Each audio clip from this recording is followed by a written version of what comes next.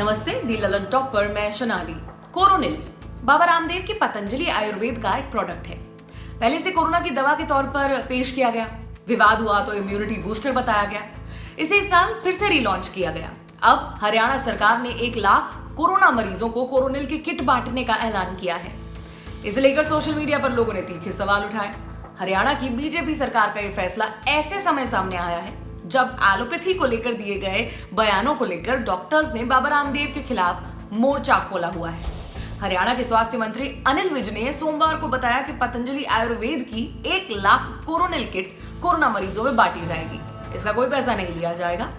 अनिल विज ने ट्वीट में बताया कि कोरोनिल का आधा खर्चा पतंजलि देगी और आधा हरियाणा सरकार के कोविड रिलीफ फंड से दिया जाएगा।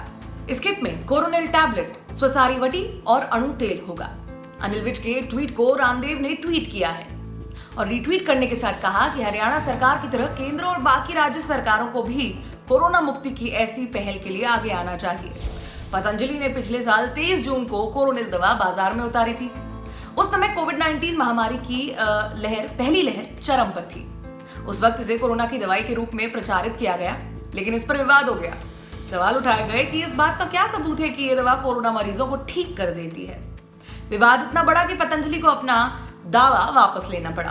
कोरोनिल को केवल इम्यूनिटी बूस्टर यानी रोगों के खिलाफ शरीर की प्रतिरक्षा प्रणाली को बढ़ावा देने वाली दवा बताया गया।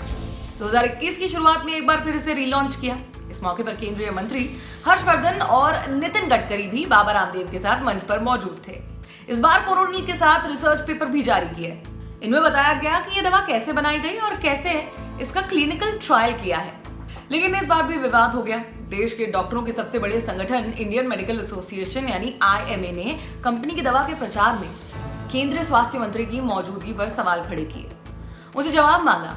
ऐसी खबरें भी आने लगी कि कोरोनिल को WHO का सर्टिफिकेट मिला हुआ है, लेकिन WHO की ओर से भी ट्वीट करके कहा गया कि उनकी तरफ से कोविड-19 के ट्रीटमेंट के लिए न किसी दवा को रिव्यू किया गया है और न ही किसी को दवा का सर्टिफिकेट मिला है।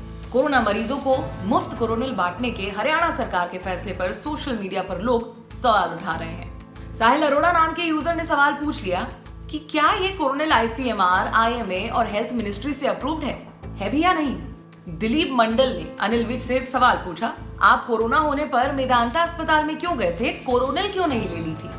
सतीश पांडे नाम के यूजर ने आरोप लगाया कि जो सरकारें वैक्सीन नहीं लगवा पा रही वो एक फर्जी दवा बांट रही है। हमारे देश में आम जनता की जान की कोई कीमत नहीं है। राहुल काजल नाम के ट्विटर यूजर ने हरियाणा वालों का जीवन दांव पर न लगाने की अपील कर डाली।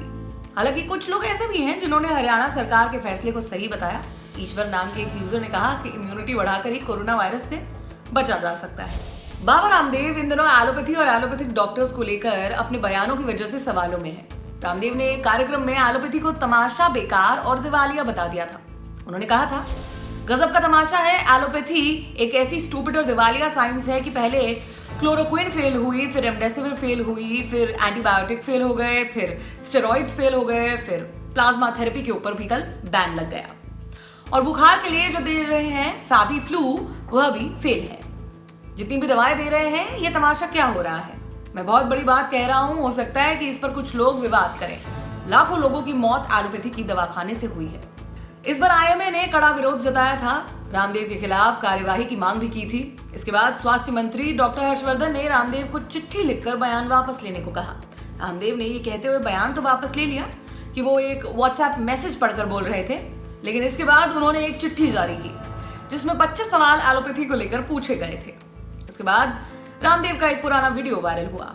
इसमें योग करते हुए वो कहते दिख रहे हैं कि किसी ने बोला मुझे डॉक्टर बनना है, डॉक्टर डर। 1000 डॉक्टर तो अभी कोरोना की डबल वैक्सीन लगवाने के बाद मर गए। जो अपने आप को नहीं बचा पाए वो कैसे डॉक्टर है। मैंने कहा डॉक्टर बनना है तो स्वामी रामदेव जैसा डॉक्टर बन, जिसके पास डिग्री नहीं है लेकिन वो सबका डॉक्टर है। Without any degree with dignity I am a doctor. इसके बाद ट्विटर पर #अरेस्ट रामदेव बाबा ट्रेंड होने लगा।